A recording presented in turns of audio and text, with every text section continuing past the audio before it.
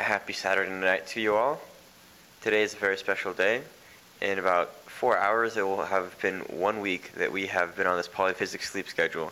So we're almost at 168 hours. Right now we're at 164 hours. And, it's been quite a week. We've learned a lot about ourselves and about polyphasic sleeping during this last week. It's been a really, really fun and challenging time. We're still trying to get adjusted to this, and we're pretty hopeful that the adjustment period will be done the next week. So in the last 7 days, we've slept about 20 hours total, which is kind of crazy, seeing as you could easily get that in 2 days. And we feel pretty good. I mean, when we wake up at night, there's this time where we kind of feel like a zombie and don't really do much, dead tired, and that can get alleviated with some physical activity. It's like yoga, handstands, headstands, cleaning, something where you're on your feet, ideally. And for the rest of the day, though, during the day at least, we feel pretty good, right? Yeah. And so we're just looking for that time in the day, that good feeling in the day, to transition to the nighttime as well. So hopefully that will take place in the next week. But it's just kind of interesting that we could live like this, where if you're sleeping monophasically, getting the same amount of sleep, that we would be dead right now. We couldn't be functioning. So it's pretty cool that we're somewhat normal during the day. Yeah.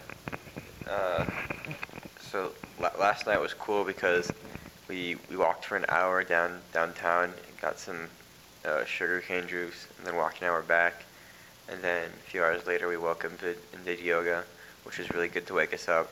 It felt really good. So I think a part of our healthy monophasic diet includes a fair amount of yoga in the morning to get us started off with, and to wake us up during that zombie period. Or hopefully these zombie periods will be a thing of the past. It's getting tough. I think today was the toughest day so far. They say that you're going to have one day that's going to be harder than all the other days, whether it be day 3, 5, 7, or 10.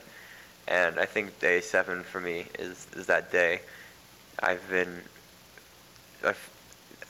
had more accidents or more times when I've involuntarily fallen asleep today than any other day. I've just had less control over that. Trevor must have woken me up a good dozen times today.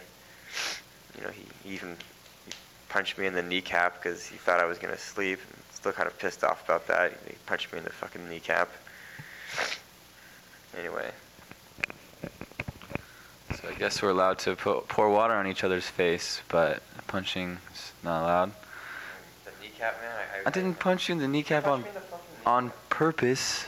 Yeah, I was trying to punch your leg. Whatever, man. But yeah, I wasn't. Why would I hit your kneecap, dude? That's like that's like the hardest part. That would hurt me the most. That makes it hurt me the most. Why do you think I got so pissed? Yeah, well, I mean, why would I do that on purpose? Obviously, I was trying to hit your thigh.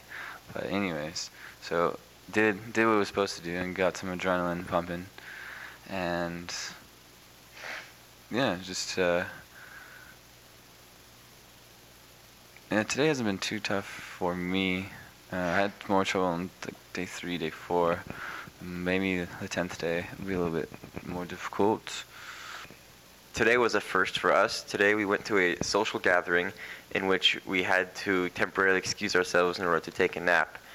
We informed our hosts of our sleeping schedule, and he was quite accommodating to us. He let us sleep in his bed. He had 2 mattresses. It worked out so perfectly, and we were able to get an uninterrupted 20 minutes of sleep before we rejoined the party. At least there was a place for us to sleep. I'm sure it won't be so easy in the future, but today it worked out. Only problem is, though, only problem with the party was that there wasn't any raw food for us to eat, and so we got pretty hungry and had to go home. I mean, it's really hard just to ignore your stomach on this diet. You know, if you go too long without eating, then your body gets really pissed and you start shutting down, and you lose the ability to function and to be a happy human being. So we had to leave early, which was unfortunate. Yeah, so this diet, it's only going to last for the rest of the month, so like 8 days, 9 days, something like that. And it's not a requirement for the sleep cycle, but I feel like it's making it a lot easier. Just the social things a little bit more difficult.